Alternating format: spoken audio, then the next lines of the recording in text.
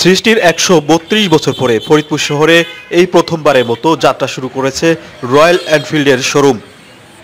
গত ২২শে ফেব্রুয়ারি শহরের গোয়ালচামট এলাকার অঞ্জপাডিকো অর্থাৎ বিদ্যুৎ অফিসের সামনে শোরুমটির উদ্বোধন করা হয়েছে।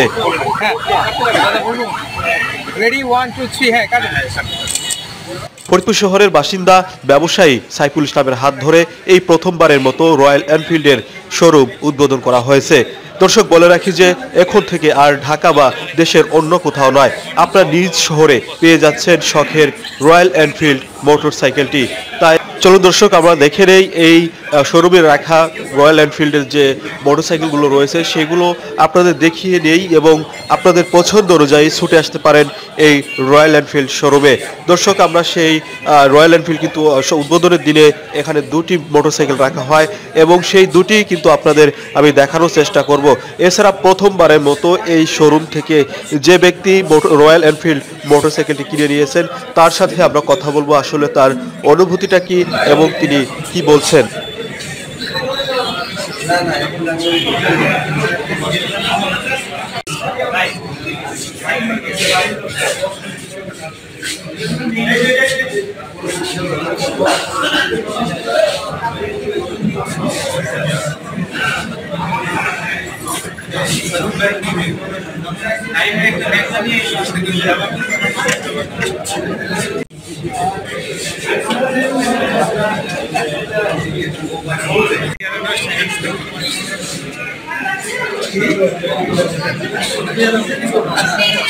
এই ফরিদপুরে আমাদের বারাকা বাইকার্স এর যাত্রা শুরু করেছে।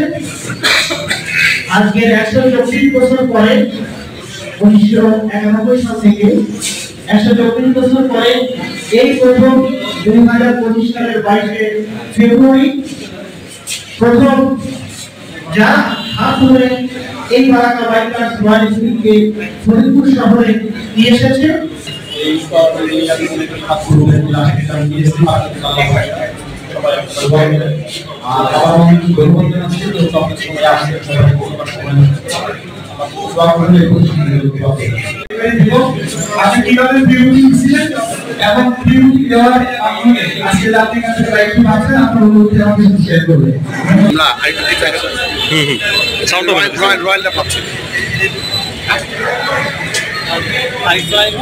আমি সুদল কুমার রায়, আমি ফরিদপুর রয়্যাল এনফিল্ডের প্রথম ক্রেতা। আমি এটা ২৩ তারিখে আর কি ২৩ অক্টোবর বুক দিয়েছিলাম। আজকে ২২শে ফেব্রুয়ারি আমি এটা হাতে পাবো। আমার আসলে ফিলিংসটা খুব দারুণ। সবাই আমার জন্য দোয়া করবেন।